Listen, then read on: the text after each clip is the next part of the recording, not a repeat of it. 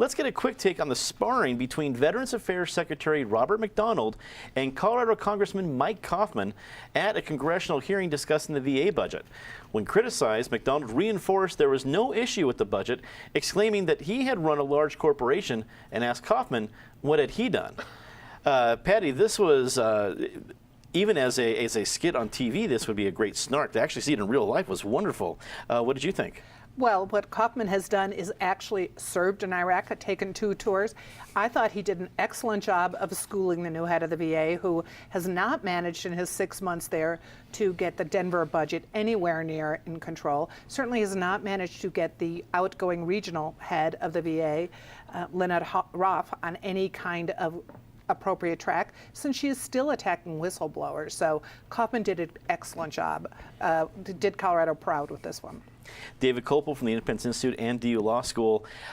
You see secretaries of various agencies coming to congressional hearings and getting questioned by all sorts of members of Congress. But this one was a little bit special, and it seemed that not only did McDonald not want to back down, but he made a point of really trying to stick it right back to Coffman, which didn't seem like a wise move.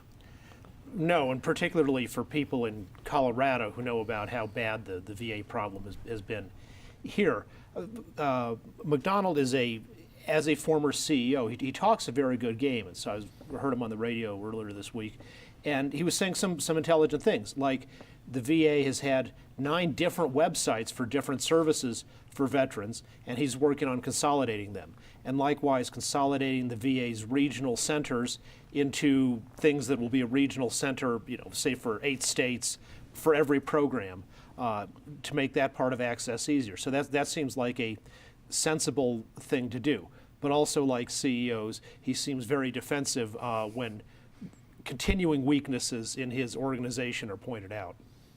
Eric Sonneman, political analyst. Let me ask you this. If you're, because all those secretaries are part of the executive branch, if you're watching this from the White House as part of the White House staff and you're seeing this on C-SPAN, are you rooting for McDonald because, hey, stick up for yourself? Or are you like, what are you doing? This is the last thing we need. What do you think?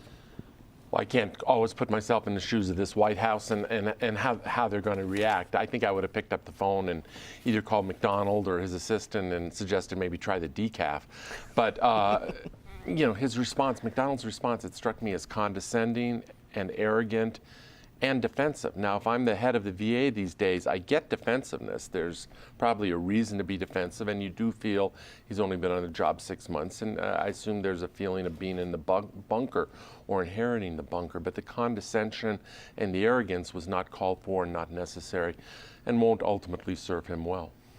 Penn Tate, attorney at Greenberg Traurig, also a longtime state lawmaker.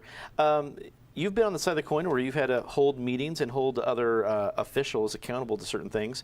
Was McDonald out of line?